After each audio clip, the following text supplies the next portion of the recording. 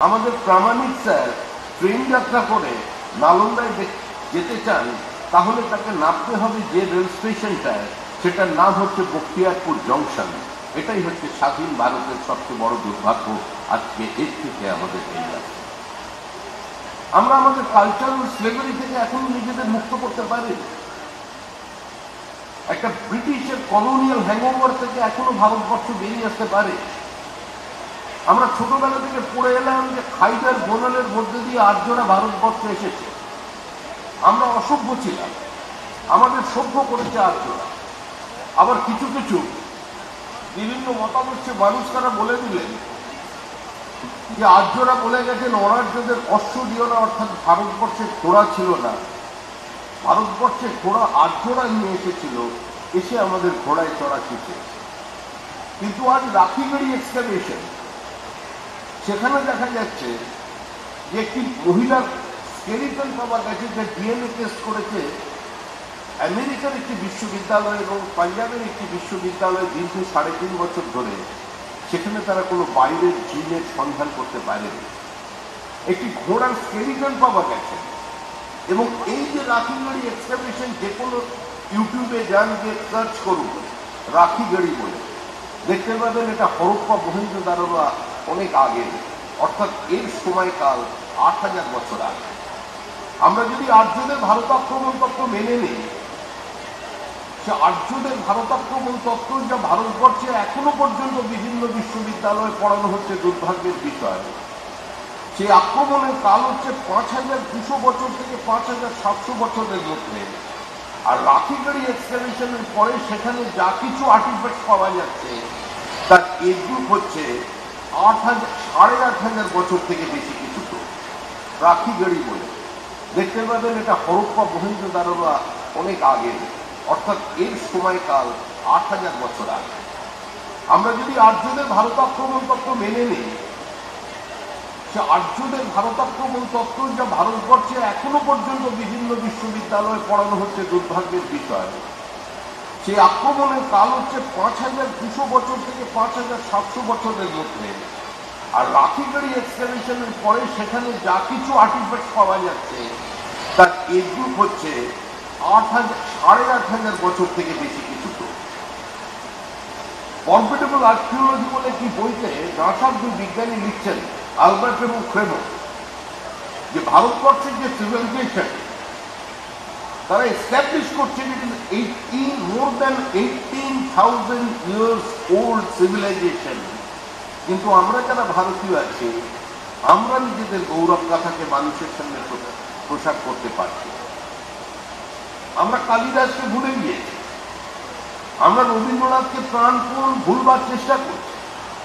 আমরা নেতাজি সুভাষচন্দ্র বসুর ছবি দেখে একবারও মনে করতে পারছি না যে এই মানুষটাকে আমরা কুইশ্রিং বলেছিলাম, এই মানুষটাকে আমরা তেজ কুকুর বলেছিলাম, এই মানুষটাকে আমরা ভারতীয় রাজনীতির মূল স্রোত থেকে যদি সরিয়ে না দিতাম, ভারতবর্ষ কোনোদিন বিভক্ত হতো না।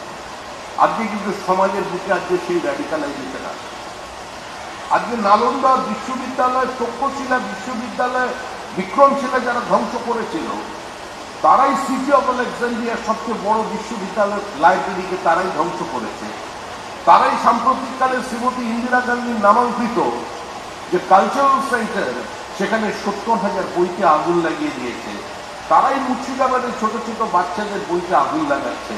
এই মানসিকতার বিরুদ্ধে, এই র্যাডিকালাইজেশনের বিরুদ্ধে, এই অর্মান্ড ফ্যাসিজমের বিরুদ্ধে আজকে প্রত্যেক অভিভাবককে এবং যারা এখানে মাস্টারমশাইরা এখানে বসে আছেন, তাদেরও আজকে এই বিষয়ে সচেতন। দেখুন, আমি একজন রাজনৈতিক কর্মী, এর বাইরে আমার অন্য কোনো পরিচয় নেই। আর এর বাইরে অন্য কোনো পরিচয় থাকলে অধিক পরিচয় মানুষের আসল পরিচয়টা হারিয়ে যাবে। আমি হয়তো কবিতা পড়ি, আমি গান শুনি, প্রত্যেকটি সাধারণ মানুষের মতো। কিন্তু আপনাদের ভাবতে হবে আপনারা কোন দেশে জন্মগ্রহণ করেছেন, কোন কালখণ্ডের মধ্যে দিয়ে আপনাদের জীবনের এই স্রোতটা বয়ে চলেছে। আমরা তো সংস্কৃতি এবং বিজ্ঞান এর মেলবন্ধন তো আমরা করবার যে চেষ্টা করছি, প্রয়াস করছি, সেটা ভারতবর্ষে কোনো সরকারের পক্ষে করা সম্ভব নয়। একটা সরকার কিংবা একটা অর্গানাইজেশন সামগ্রিক সমাজে পরিবর্তন করতে পারে না। পৃথিবীতে এমন কোনো রাজনৈতিক মতাদর্শের জন্ম হয়নি যেটা সমস্ত প্রশ্নের উত্তর দিতে পারে। পৃথিবীতে এমন কোনো অর্থনীতিবিদ তৈরি হননি যিনি সমস্ত সমস্যার সমাধান করে দিতে পারে। অর্থনীতির ভলিউম বাড়ছে, কিন্তু সেই তুলনায় কর্মসংস্থান হচ্ছে না। এটা একাডেমিশিয়ানদের কাছে একটা একাডেমিক চ্যালেঞ্জ, এটা পলিটিশিয়ানদের কাছে এবং অ্যাডমিনিস্ট্রেটরদের কাছে একটা অ্যাডমিনিস্ট্রেটিভ চ্যালেঞ্জ। এই চ্যালেঞ্জের মধ্যে দিয়ে দেশ এগোচ্ছে। ভারতবর্ষে বহু সমস্যা আছে, সমস্যার মধ্যে দিয়ে মানুষকে এগিয়ে যেতে হবে।